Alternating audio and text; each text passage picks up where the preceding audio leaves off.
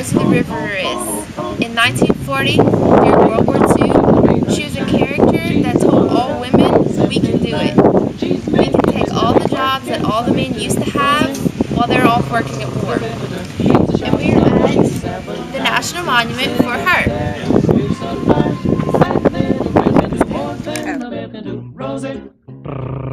The Riveter. Rosie's got a boyfriend, Charlie. Charlie, he's a Marine.